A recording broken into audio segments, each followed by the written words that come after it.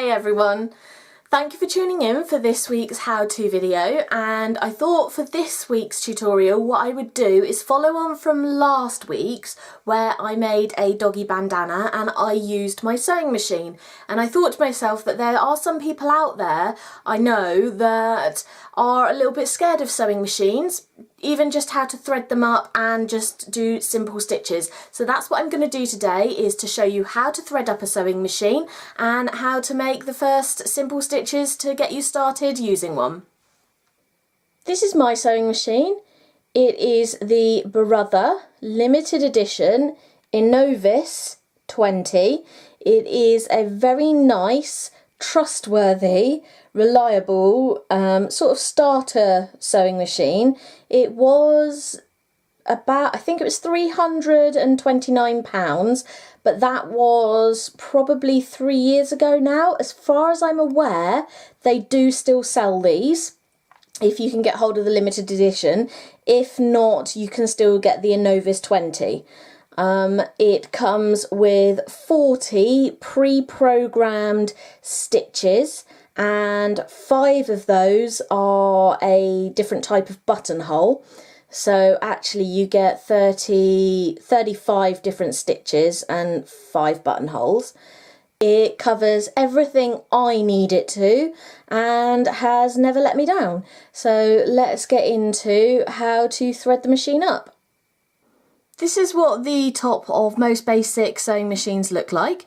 You have your cotton reel holder with its stopper that you slide on and off, and then you have a number of various parts that you thread the thread through, and then this part enables you to fill up a bobbin. And for this, before you thread the rest of the machine up, this is what we're going to do first, and that is to fill a bobbin. Firstly, take the stopper off of the cotton reel spindle and place your cotton onto the spindle, replacing the stopper, so it's not too tight and it allows the cotton reel to move around. You then need to take a bobbin and place it on the bobbin winder until it clicks, and you then thread your thread using the dotted lines. So you go through the first loop and it just catches on. You go through the thread cover, around the tension head and across to the bobbin. You then, following the guidelines, go around the back of the bobbin and you twist it around just a couple of times. 1, 2, 3. And then you're placing the thread and using, these are little cutters underneath the bobbin, and you place the thread around that hook and pull it, and it cuts it off. You then position the bobbin winder across till it clicks, and you press the go button on your machine. When the bobbin is filled, this mechanism stops it from working and you can press stop on the machine. There we go. Pull it back across, release the bobbin and cut the thread using the cutter, and you have a bobbin that is filled, ready to go. This tension head is only used when you're filling the bobbin, so you can now unattach the thread that's gone around that. Keeping the thread in the number 1 thread guide, you then go under the thread guide cover and down past number 2, so we're now following the thick dark line. Taking your thread down past the number 2, through the slot, and you come down to number 3. You take it up under the number 3 slot, following the arrow, up through this slot, and you come to number 4. And as the number 4 says, you go up to the top, across, and back down. And what that does is it catches the thread into this silver arm. You then come back down through there and you're at number 5.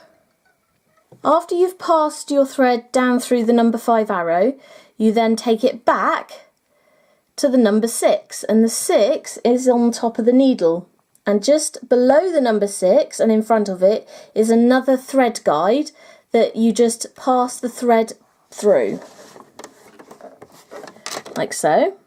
At this point, once you've taken your thread through the number 6 loop, you can just try and thread the needle yourself, but most modern machines come with a automatic needle threader. Some are very automatic and they will just grab it and do it themselves. Mine's sort of an intermediate needle threader, and this is how it works. There's a little button up here that I pull the whole, this is the needle threader, so you pull the whole thing down and you pull it forward, and what it does is it encompasses the needle. Once the needle threader has encompassed the needle, you then take your thread, you take it over to the little triangular hook and hook it around it. You take it into the teeth of the needle threader, pull the thread up and forward, and there is a tiny little tooth on that needle threader that holds on to the thread.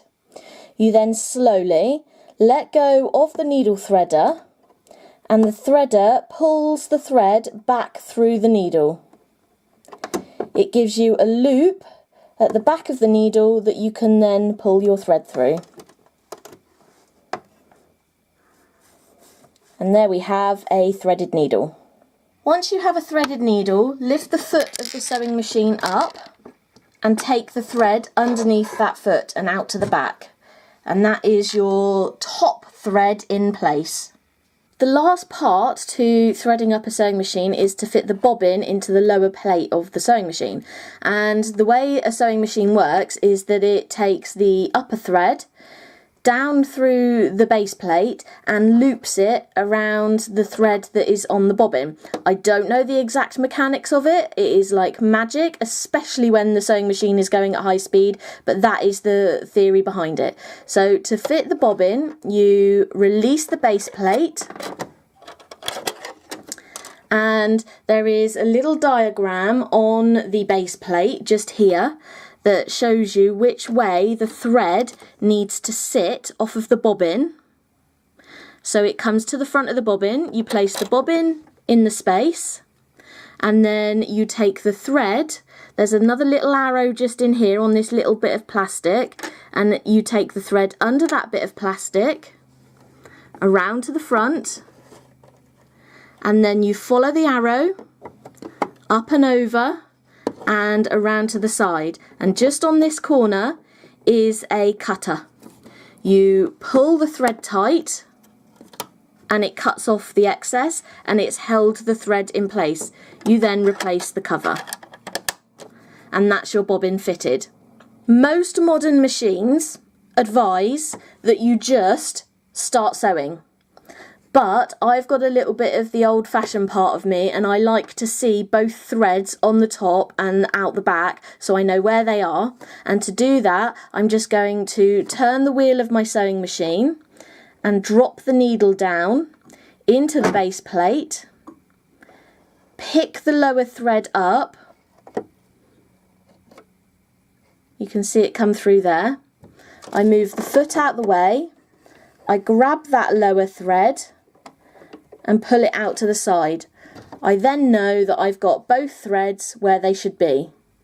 To get started actually sewing, all you need to do is choose which stitch you want to use, and I'm going to go for the number 2 stitch just because it is central in the part of the fabric. I'm not going to change any of the settings. I'm going to go into that in my next video. I'm going to keep the speed on low. You can increase the speed as you get more confident, but we'll just stay on the low speed to start with. And this is your start button. This here is your reverse. So you will do a few stitches going forward. You will do a couple going back just to overlock it and secure in the thread. And then you will start sewing. To start sewing, take your pieces of fabric, place them underneath the presser foot and lower the presser foot, and making sure that the pieces of thread are visible and just out to the back and to one side, you can press the start button. Let it do just a couple of stitches and stop again. Reverse for the 3 stitches. 1, 2, 3. And carry on forward.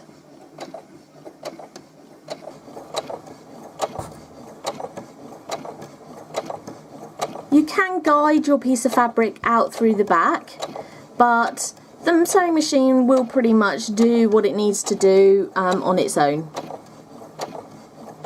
When you've gotten to a length of fabric, or you've come to the end of your sewing, you stop it. You do the reverse stitching.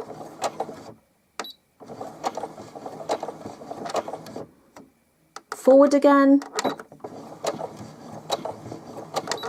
And stop it.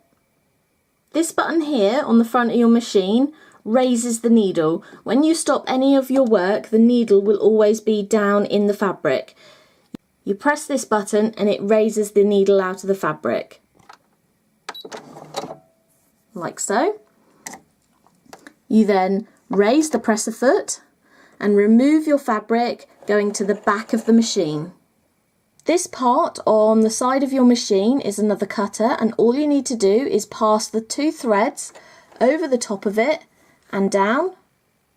You're then left with a length of sewing that has been tied in at the end and the start to make sure that the whole part is secure, and all you need to do is cut off the excess. So I hope that was informative for you and helpful and gave you maybe a little bit of confidence to give a sewing machine a go. If you've been holding back from having a go, it's more simple than you think, and you just need to brave it and go for it. If you did find that informative, please tune in for next week's how-to, where I will go a little bit more in depth on some advanced techniques on using the sewing machine.